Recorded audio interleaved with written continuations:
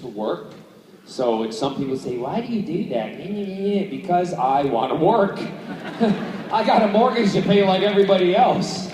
You know, and I didn't come in this business to sit around and just drink tea, herbal tea, and go, I'm really famous. I came in this business to freaking work. Right? So that's what I do. But yeah, so Supernatural, who knows? Awesome, thank you. I'll just have a word with my boy on Supernatural. Y'all know who I'm talking about?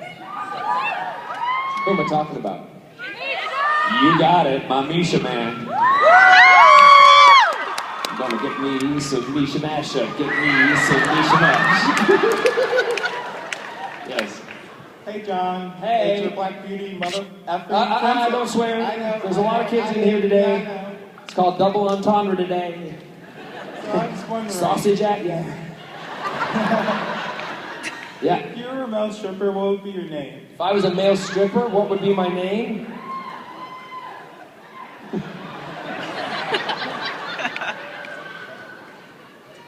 No, it wouldn't be Captain Jack. It would be Captain Crap.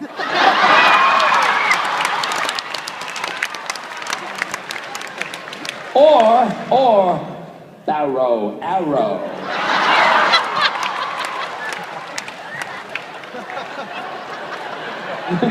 Yeah. Mr. Touchwood. Dr. Do. Jack Hardness. Do you want me to keep going? Boobylicious. No, sorry. Thank you very much. Yes. Hi.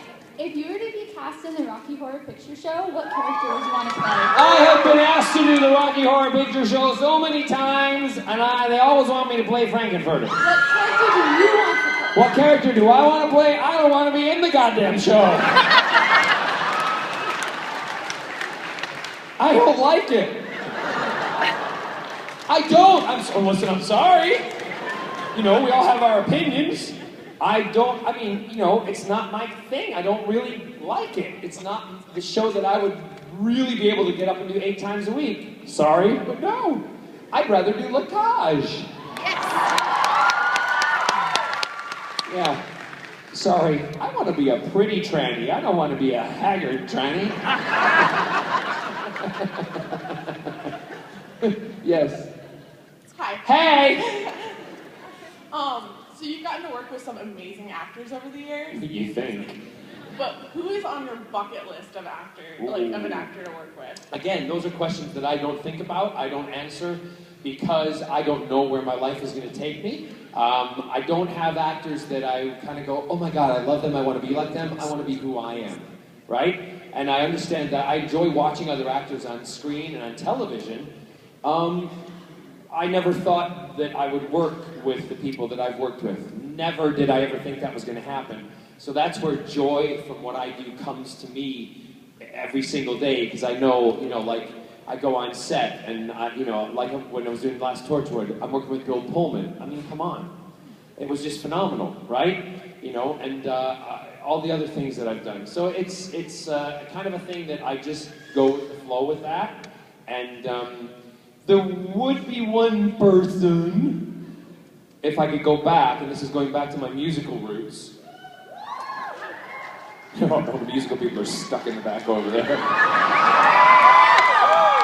That's all right. Musical people are used to going up the back. Anyway, the alley to get to the stage door. I loved growing up Gene Kelly. I did, because he was when I watched him on film, not knowing what his personal life was like when I was growing up, to me he was a man who danced and he sang, and I wanted to be that man who danced and sang. I didn't want to get on stage and be of course I play characters like Lacage that are, girl, and I know there are people that are like that, but I wanted to be that man, if that makes any sense. Right? And I did get a chance to meet him and talk to him before he died.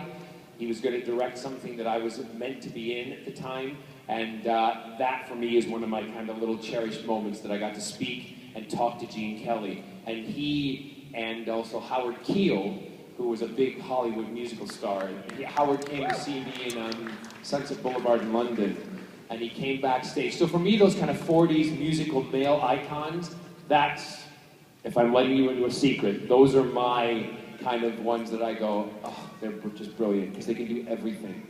And Howard Keel came into the dressing room, and this, you know, all 7 foot of him, and he walked in, and I wanted him to start singing, you know, 7 Brides for 7 Brothers or something like that. He walked in and he said, you know, young man, just want to tell you, if you were around in the 40s, you would be my main competition.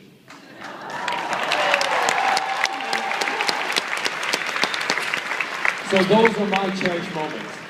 Those are my, and I have written about them in my book, so, yes. Oh God. Hi. Oh God. Right? See, I just did a squeak. That's what I'm doing inside right now. Don't pee yourself. Go ahead, read your question. Yes. First of all, thank you for coming to Phoenix. It was great meeting you at your booth yesterday. My question for you is, how do you feel that science fiction as a genre is breaking ground in making alternate lifestyles and LGBTQ lifestyles more acceptable in the mainstream?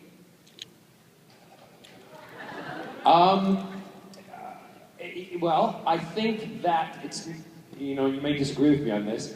There's two kind of answers to that question. Sci-fi's been doing it for a very long time because they've done it in relationships. Like if you can go back to the original Star Trek, where you know, Kirk is with a green lady. All right, 2 different colors. Da da da da. That's the way they could get around it in those days, right? So we've always touched on those things in sci-fi.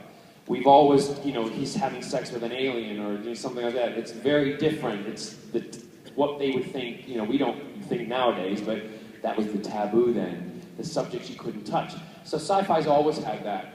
But what a lot of people don't understand is that in American television, there are the most gay, lesbian, transgendered, and this is going to be this movie. What is the Q for the end? Oh, see, we don't use that word in the UK. But it's cool. So, I've learned something new today. So, lesbian, gay, transgender, and queer. Bisexual, sorry. I should know, shouldn't I? My sister would text me and she'll go, what is it now? What is the term today? I'm like, don't ask me. I'm just gay. So, with all that having been said, all of those, you know, there's the most gay people, I say gay people, are represented on American television than anywhere else in the world. Yes, we applaud, that's great, but the problem is they're all the same type. There's nothing wrong with flouncy queens, right? Because I got some friends who are the biggest queens in the world, and I love them to death, but we're all not that way. We're all very different, as they are in every other section of society. We have different types. Like I was saying to that young lady earlier, that's why I wanted to be the man who sang and danced. You know, to be able to sing and dance. So I think we need in mainstream television to start representing gay, lesbian, bisexual, transgender, and queer people who are like us, and not like what everybody finds it safe to accept. Right? Great. Because I want to see some butch men on television doing it with each other, and I want to see some pretty lipstick lesbians kissing. We ain't all dykes and queens, right? Am I allowed to say dykes? Because y'all are very quiet. Oh yeah, it's okay for you to say queer, but I can't say dyke. I'm talking about a wall that you put your finger in. Oh no, that's it, never mind. That's true, that's in Holland. I love you guys. Yes. Hello, John. You are a wonderful, beautiful human being, and you are enough to make any straight man a 3. And I just want to ask... Hold on a second. Whoa, whoa, whoa, whoa, whoa. I'm learning a lot in Phoenix today. The Q for queer. Where are you going?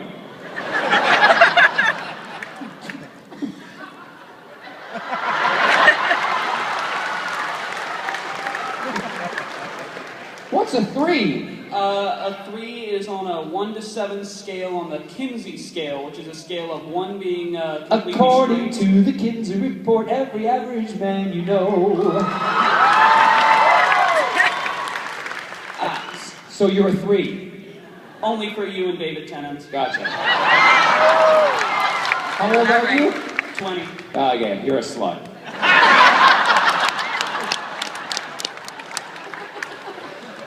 Yes? I want to know, how did you react to the end of the series finale of Doctor Who last week? No spoilers! No spoilers! I haven't seen it yet. No spoilers!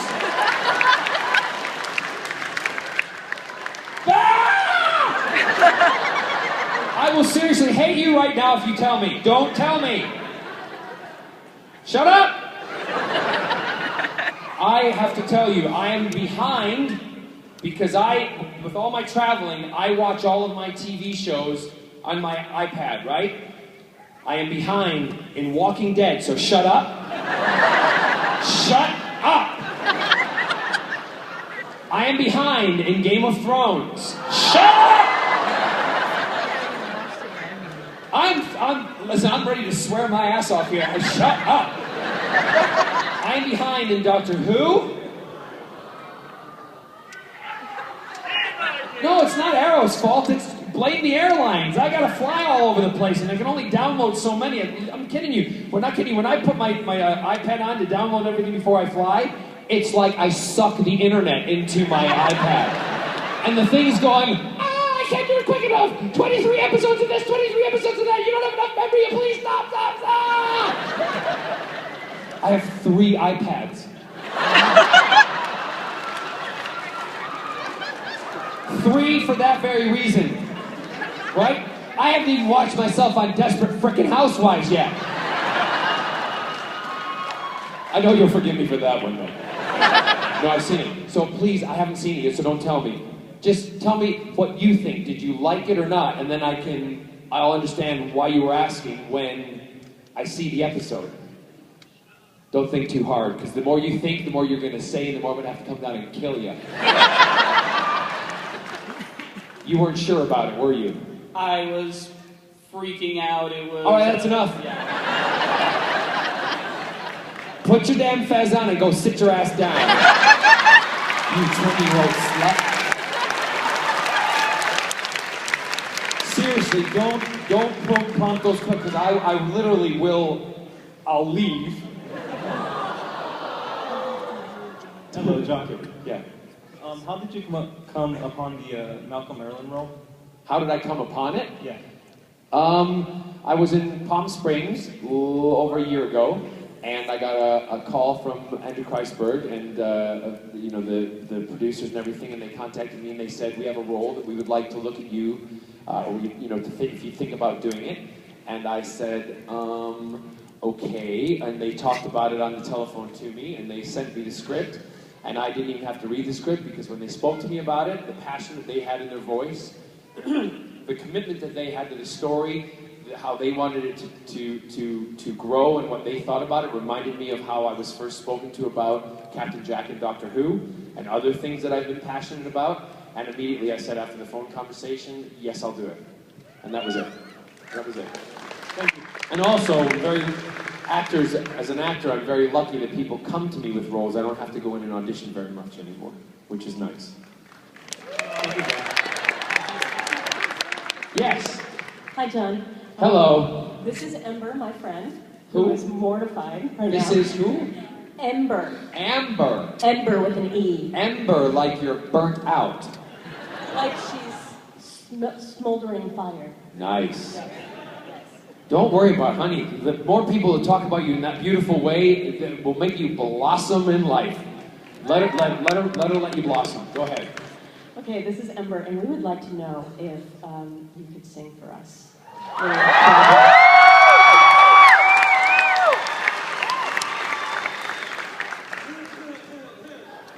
I've got some lyrics, and you can go. It is like 11 o'clock in the morning. Sorry? I've got some lyrics up here. You got what? Lyrics, if you'd like. Lyrics for what? Anything goes. Oh, I've done that so many different Or conventions. Sunset. Sunset Boulevard. Oh God, I can't remember those words. Sing who? Yeah, but that's really no. But don't you tell me to shush, girl in the purple dress. What? I am not. Listen, I was in Germany last week, and they asked me to sing "Springtime for Him," and I was like, hell no. See me in Dusseldorf going, with a hand up and everything, that would go down a tree, wouldn't it? Anything will do. Sing whatever I want. I don't. You wait, shh. One person over there shouted, what do you want me to sing? Who? Oh, God, no. David likes them, I don't.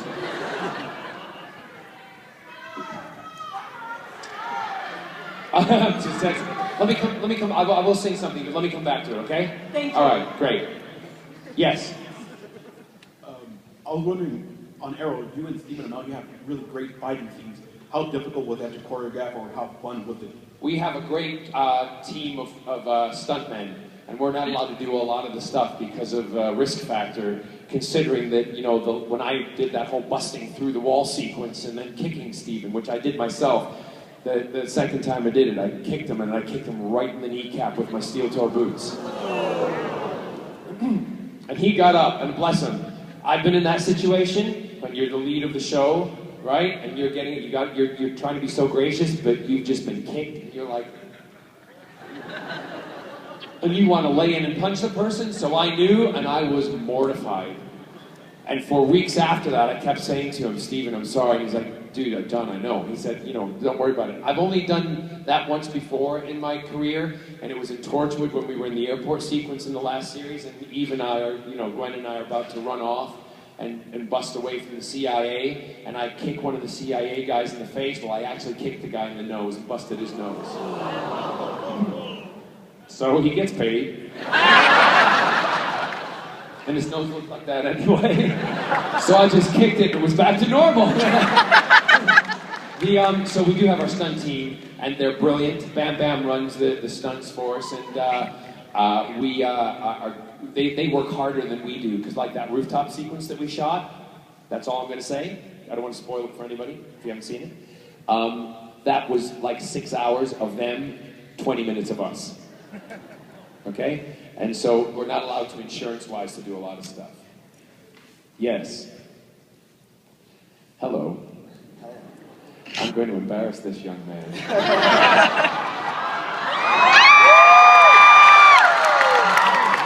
Because, now stay in the light. This is the Marine.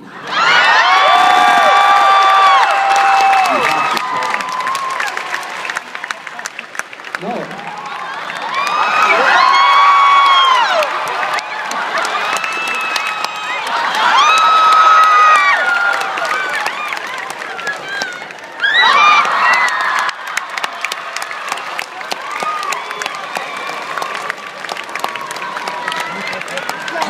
John, I think you need to try harder. He's not embarrassed. No, he's not. God love the military. And I did say to him, if you're that, I don't know what his game card is, but if you're that open and you're that comfortable with all the different people that you're around, you're going to make one good fucking Marine. I'll tell you that right now.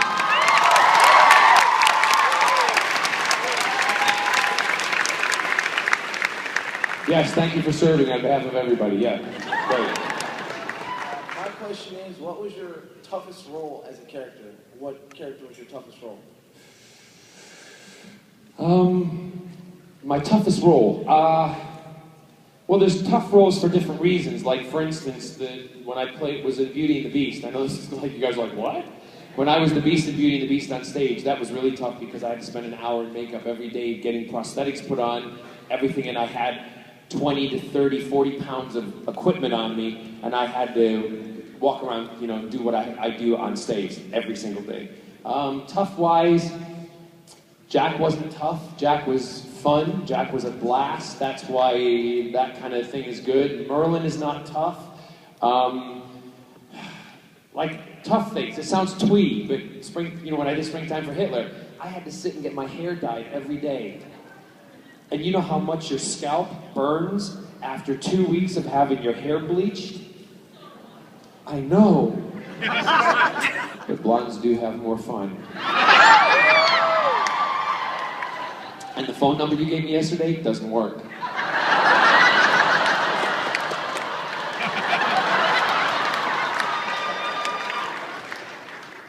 Oh, you will? Oh! All right, come see me later then. Write it down here.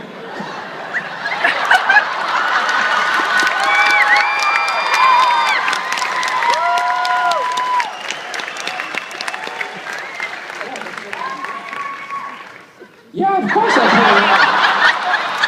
I might be pretty, but I ain't stupid. Check with me later, because boy, you are going to go home with us for lunch.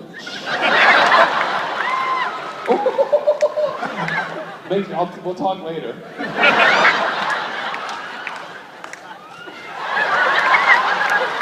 Scotty, you better get your ass over here from London. Because there's going to be a marine sandwich tonight.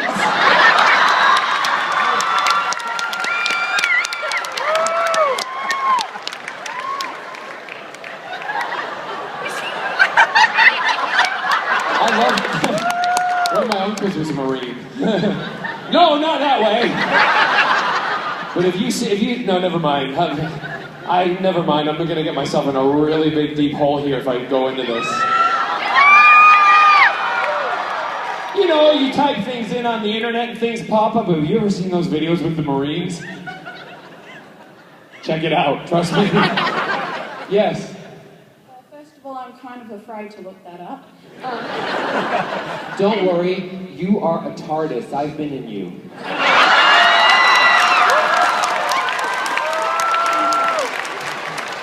I wanted to say that I suffered through the episodes before and after The Desperate Housewives to actually catch up so I could actually follow your storyline properly, and you were amazing. Thank you. So, good job, and oh my gosh, I was a little traumatized though beforehand, but thankfully once you showed up, it made things better. Anyway, the question is, what was your favorite school subject?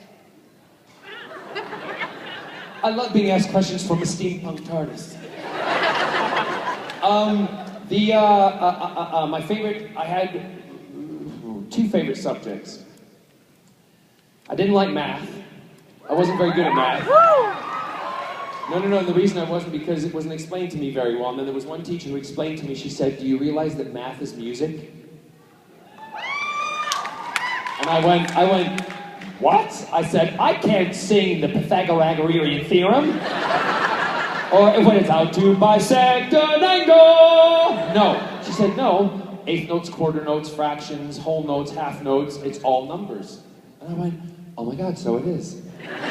So that helped me out an awful lot, but I still don't like math. My favorite subjects were English. And I had some really great English teachers. Mark Wilson was one who, I wasn't a very focused student. I always got, good grades, but I wasn't very focused. And Mark kind of picked me out of the class creatively and put me into what they call the gifted program, right? And challenged me that way, and I was put into the gifted English program, so I'm gifted. And so I did that, so English, and then we had some teachers like Diane, her name was Diane Grider, who taught me the things about when I was reading books, and I fell in love with reading in my junior year in high school, because I learned the things about subtext and foreshadowing, and really getting into the plot, the character development of stories, and why authors were writing specific things, which in return, with my sister and myself, has helped me and as an author, later in life. And who would have thought that this boy who got average C grades in, English to begin with, and then was moved into the gifted program where I felt like I was swimming underwater half the time, would end up being a best-selling author. But that's also thanks to my sister. So English, and then I loved my music. I loved my music classes. it pains me to see, and I think sports are also very important. But you know what? School systems, and we all need to fight and stand up for this. Don't cut the music and drama programs just because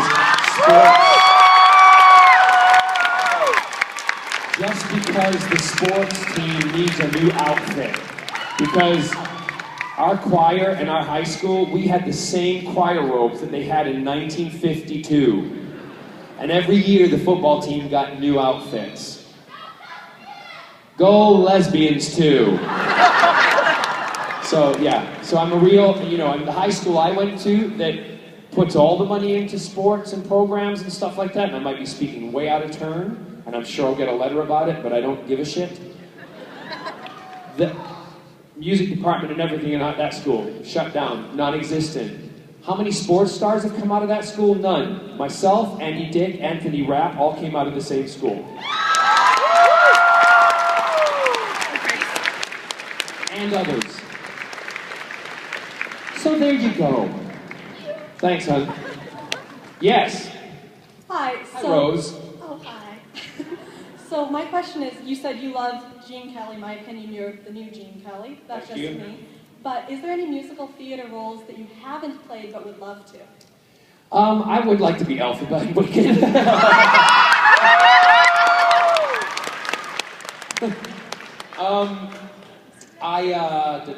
Yeah, well, I don't think, that's one of the things, like that other question, I don't think about that. I was offered, was it last year or the year before, it's like 5 different Broadway productions, and they didn't gel with me. So there's things that work for me and there's things that don't.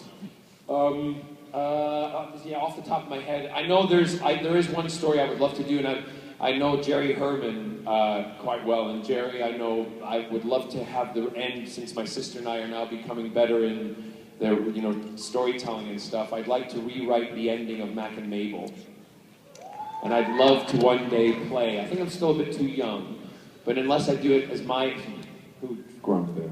No, unless I do play Mac as my own age, and maybe the Mabel is a much younger Mabel, maybe in her early 20s. I think that would work. I love the song, I Won't Send Roses. Oh, that's one of my favorites. I won't send roses or hold the door. You won't remember which dress you wore. My heart is too much in control. The lack of romance in my soul can turn you gray, kid. So stay away, kid. Forgetting birthdays, I forgot the words.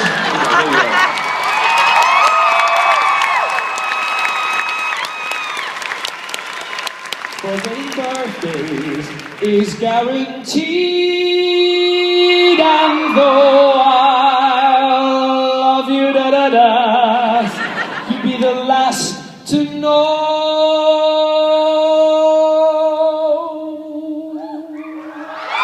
I won't send roses, 'cause roses suit you.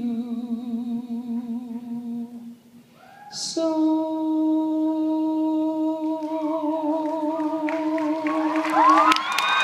sorry, I forgot the words.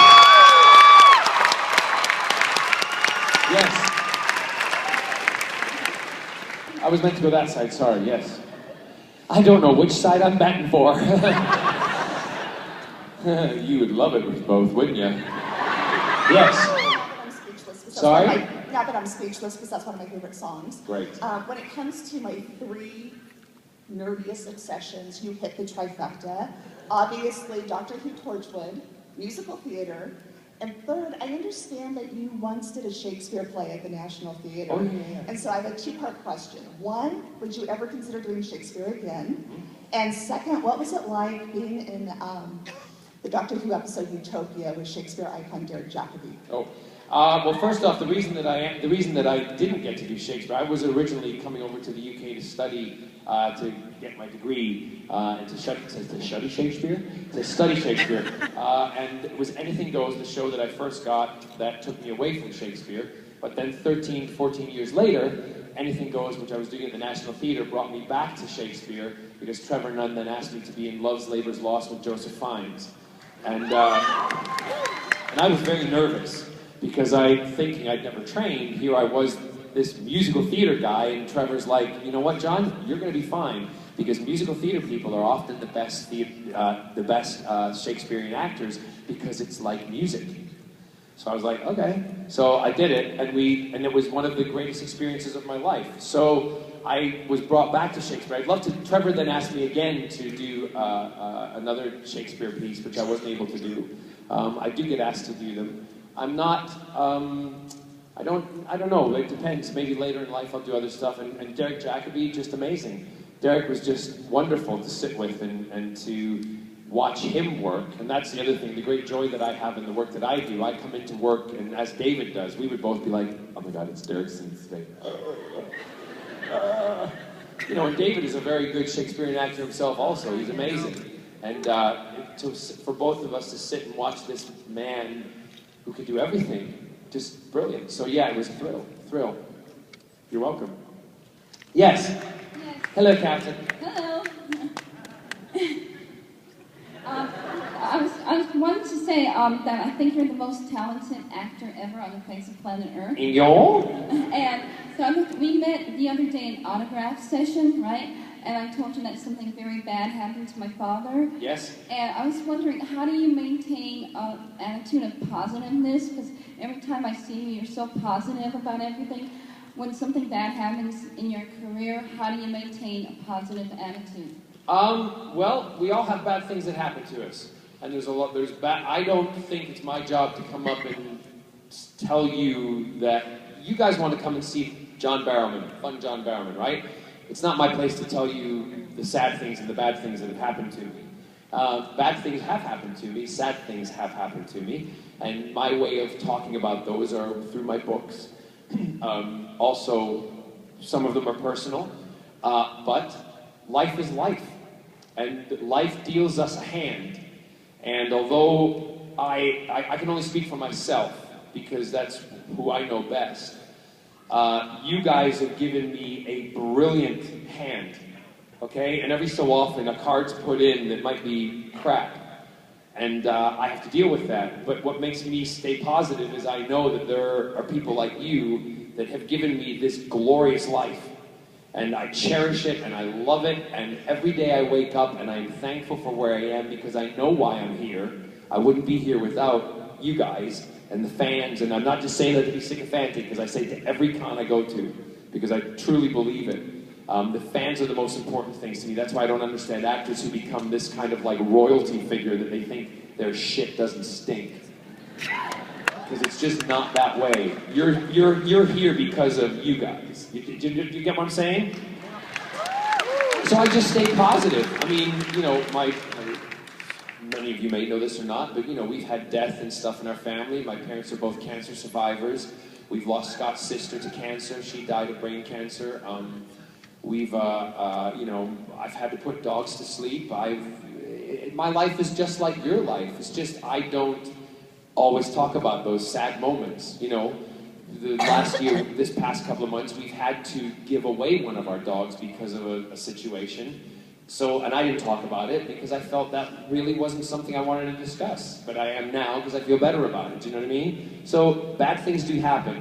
But it's important to just keep fighting, keep pressing on, you know? And know that if you do lose somebody, it's going to happen to all of us. We're all going to be in that situation at some point in our lives. And when we are, we're going to grieve, we're going to be upset, we're going to cry, but you know, you can look at another person, another human being in the eye, and you can say to them, and you can look and you say, I've lost somebody, and they're like, and you'll know if they have, because they'll have that look in their eyes, and they'll understand. That's why it's important to talk, important to communicate with people, and important, as you know, when I'm sorry, I feel like I'm Oprah. But it's important, like when I do photo sessions, that's why I touch you guys. No! I mean, no, I feel it's important in life for us to be tactile because we separate ourselves. We sit behind computer screens. We're very powerful there. We do all sorts of stuff. But you know what? To go up to somebody and to look them in the eye and to say, hey, how are you? Thanks. You know, or just touch them on the shoulder. That's contact. That's what we as human beings want. So today, I want you to all go out there and I want you to touch somebody. One more thing very quickly. Yeah, go ahead, because we got a lot of others. Go on. A request from everybody in Phoenix. Can you do a concert here in Phoenix? Well, we did a petition out online about doing concerts because my concert promoter, because not a lot of concert people know me here. And when I say concert people, I mean, this is a perfect audience for a concert. But I had to put a petition out because the promoters wanted to see that if I was popular or not. And I did it on Twitter, and I did it online, and we didn't get any signatures. Well, all you guys need to do is start your own kind of petition for the theater, because I need, you know, for my tours, I need about a 2,000, 3,000 seater. I mean, or something like this. We can set it up in here and do it right in here.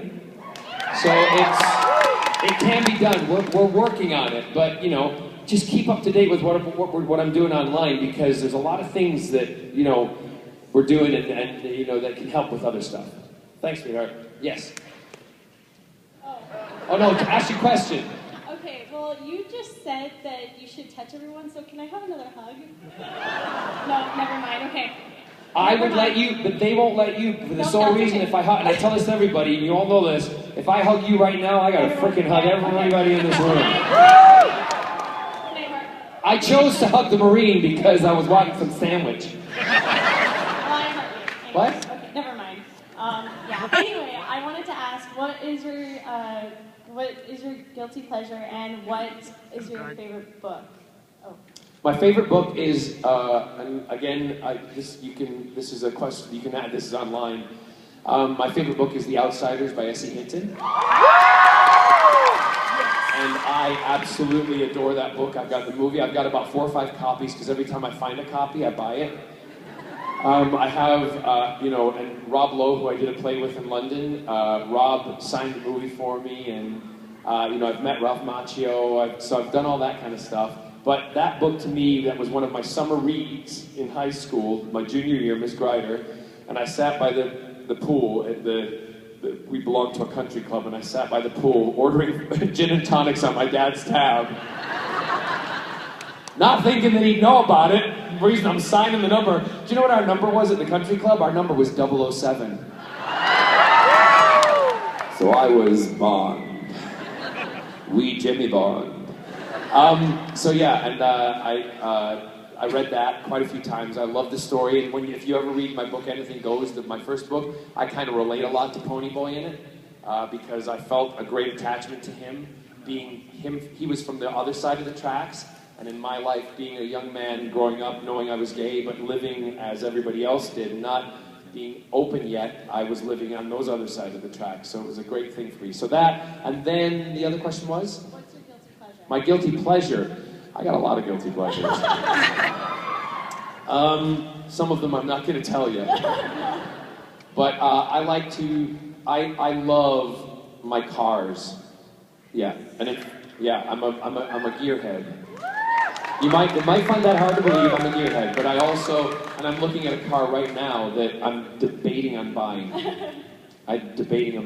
Yeah, it's an old Cadillac Eldorado convertible.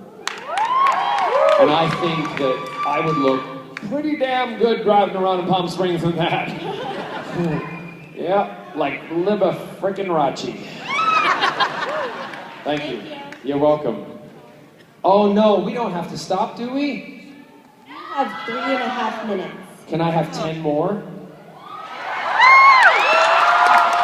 I would love to say that, but you have to take that up with Kristen Bauer from True Blood. Oh. I don't want to step on her toes. Anyway, okay, next question. Yes. Quickly. Have you ever considered being straight? No. I'm quite happy being gay. I And I love that you say that, but I'm so chuffed and proud of who I am, and my mother and father are proud of me, my family's proud of me. I don't want to change. My actual question, can you do your Scottish accent? It's so cute. The only reason I do my Scottish accent, don't do it, is because I feel like I'm on show, which I am. And if you read my first book, you'll understand why I don't like to do it. Yes. Quick. Hi. I wanted to know more about your show that's coming up on ABC, Sing Your Face Off. ABC Sing Your Face Off. We take 5 celebrities and we turn them into the singers that they've always wanted to be. For instance, we might turn someone into, let's just say, Justin Bieber, and it might be, and that might be, let's just say Gareth David Lloyd. We turn him into Justin Bieber. It's really a fun show. We have a really good laugh, and sometimes we turn men into women and women into men. So I'm bringing a little bit of that onto the national network. Yay! Can I just say, I know we have to stop now. We've got a couple more minutes. Yes. First, I would like to thank you for doing Doctor Who, because when my mom was going through breast cancer reconstruction, you really brought a bright spot to my life. Great. And what's your favorite color? Blue. I have my car's TARDIS blue. Figured if they don't want me back in it, I'll have my own. Yes. What's your favorite place that you've ever traveled to? Rome. Anybody else? Just quick ones. Flash fire. I'm just supposed to tell you that my gay friend Todd loves you and Desperate Housewives. Thank you, Todd. Let me know when we have about 30 seconds. Hi. Hi. We were just wondering if you Wonder quickly. If you could kiss any character on Doctor Who that you haven't already, who would you kiss? I'd like to kiss an ood. You know why? Because you'd be going.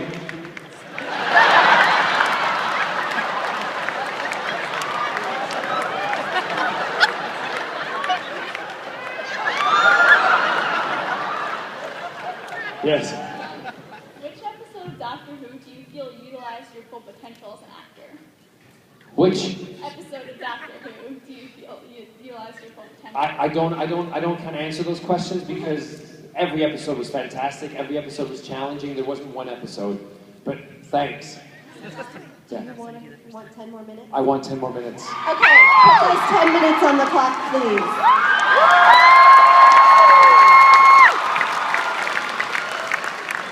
Oh, God.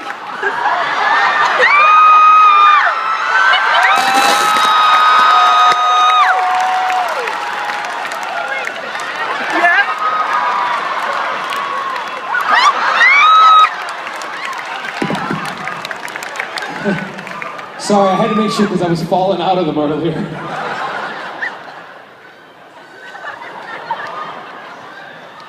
Batman today. Hey, I was thinking the other day, they should bring Batman and Robin the series back, and I'd love to play Batman on TV. Yes. Well, thank you. Great. I'm a 2-time cancer survivor, so I definitely understand about your family situation. Yep. So, my question is, if you haven't worked with him before, what would it be like working with Hugh Jackman? I don't know. I mean, I don't. Again, it's one of those things that, you know, he did The Boy from Oz in New York, and I've been asked to do The Boy from Oz in Britain. And the producers are like sitting, waiting, and they're like, anytime you're ready, anytime you're ready. And I'm like, I'm not ready, I'm not ready, I'm not ready. The thing is, I'm enjoying my kind of venture into American television to kind of become part of this culture more as I've become part of British and European culture. So for me to go away and do theater for a year takes me out of that realm that I want, you know, I'm going to be honest with you, I'm a businessman, I love the fame that has come with my job, and I want more! So, yeah, but I'd love to work with him one day. He's young. Although he's younger than, I think he's younger than me. I want to be his younger brother. Thank you. Yep. Hi, I'm a huge fan, and everybody's been asking about Doctor Who, so I'm going to ask about Torchwood. Good. In season 2, episode 1, you worked with James Marsters, and I am a huge fan that of was him. so What was good. it like working with him? He was awful. Why? No, he wasn't. He was really great. James is funny. James would we do that sequence, and I love that sequence where you walk out and it's like doo doo doo doo, and we walk towards each other. And when I read the script and we got to the end of it, we didn't tell anybody when we were filming because we actually kissed. That kiss is like one of the most explosive moments. And so when I'm doing a scene like that, whether I'm kissing a girl or a guy, I always make sure that they're comfortable and. I say to them, what I'm going to do. I don't like kissing like lip, what I call tight lip kisses. I call them Midwestern kisses. I want to do a Southern kiss. No, I'm joking. So what I do, I wanted to make it look like it's real. So we do an open mouth kiss, but no tongues, right? That's the way it is. So James was cool about that, and after we did the scene, and I walked over, and da-da-da-da-da, and we went, boom.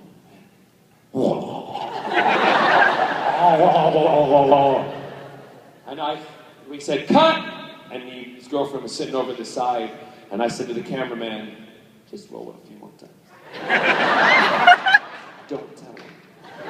So he went over to his girlfriend, and James, I'm like, you all right, James? I'm like, yeah, fine. And he went over to his girlfriend and went, just to reinstate his masculinity.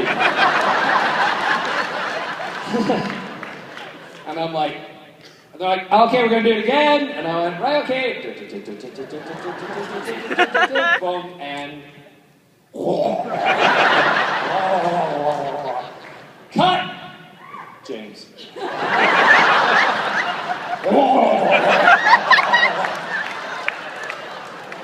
How's that, everybody? Oh, we're gonna do it again. Okay, James is like that. Really? Yeah, let's do it again. Road action.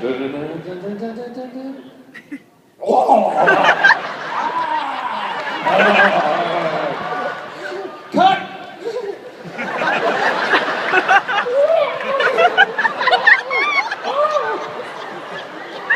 You alright, James? Yeah, fine. Oh, we gotta do it again.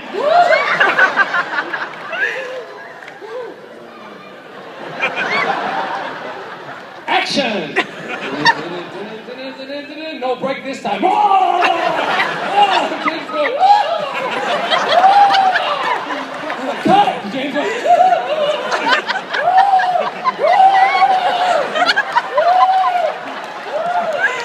are you alright, James? I'm sorry, we're gonna have to do it again.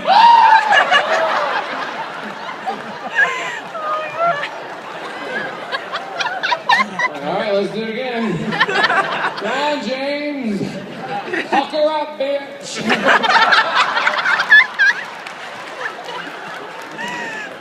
Yes. Good morning, John. Morning. Thank you for everything you do. And my question is, who out of everybody that you've met, who have you fangirled over? Well, I'm a boy, so I fanboy. Okay, well, who have you fanboyed over? Yeah, fanboyed over. Oh, well, I met, when I met Carrie Fisher. Sorry? Oh, Nathan Fillion.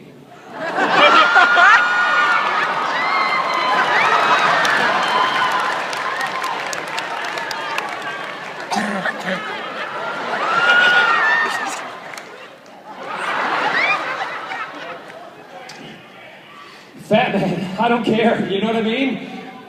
Oh, Batman, I thought you said Fat Man, Nathan Fillion. No, he's hot, I love Nathan. Love Nathan. Yeah, love him. Anyway, next. How did you like hanging out with Nisha? Well, I didn't really hang out with him, I just rolled on the floor with him for a little while. Yeah, he was cool. He was great. Yeah. And his breath tastes like mint. I'm kidding. They're like having a total fan lesbian girl moment right now. There you go. Yes. Hey. So, have you ever encountered fan fiction? gotta be honest with you. I know it's out there. I don't read it. Because I love the people who create it. You have your own outlet, your own kind of fantasies, and that's good. Because I don't want to read them because sometimes there's a little freaky. Alright? And although I'm wild up here, I'm slightly, you might not believe it, I'm a little conservative in certain aspects, and I don't want to be doing it with monkeys and animals and all sorts of shit. Because that goes on in fan fiction. But I love the fact that people have the creativity and write it. Yeah, and it's good. So keep doing it. I just ain't gonna be reading it. To find an ood fan fiction with you. Well, if there's a nude fan fiction, then tell me about that one, but just don't make it too dirty. Because I'll kiss the ood, but I ain't doing nothing more. Because he carries his ball in his hand, and I don't want one, I want two.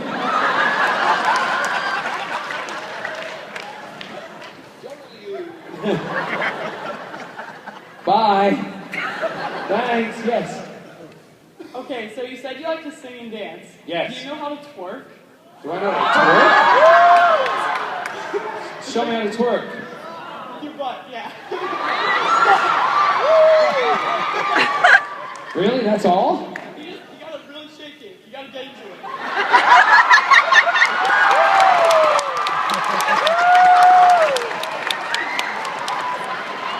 Like that? Yeah. Thank you. Where's that Marine? Come and twerk with me. Hi. Hi. What do you think of the Doctor Who experience in Cardiff?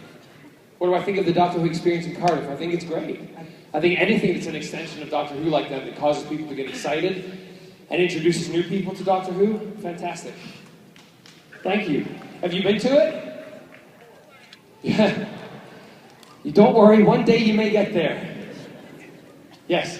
Hello, Captain. Hello. I've got a question. Okay, ask the question. Okay, so you know how you were on David's cam and you did the little Doctor Who cheer in the car? On who? On David's cam when you were back on Doctor Who? Yes. Can you do the little cheer? I don't remember what the cheer The whole, was. like, we're on Doctor Who, we are. See, this is what I love about you guys.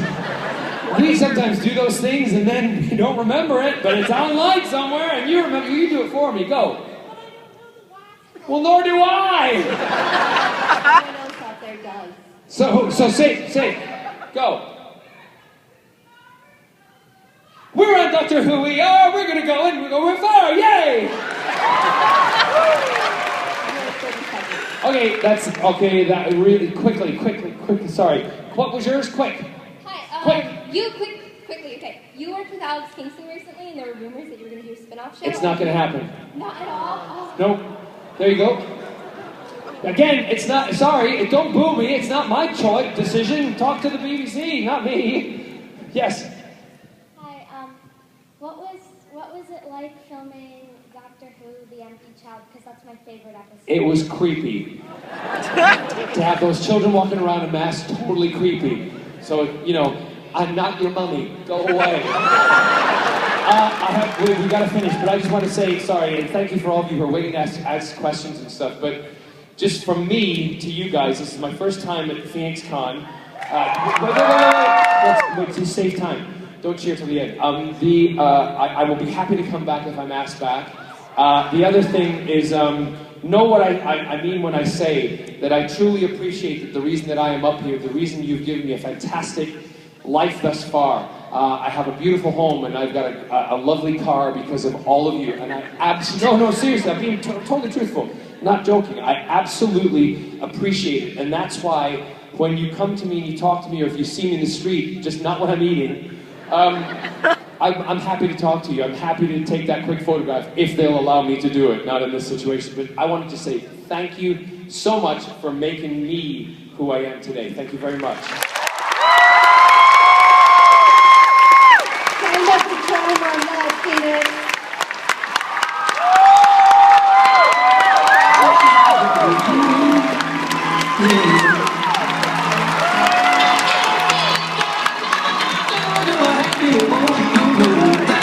Yeah.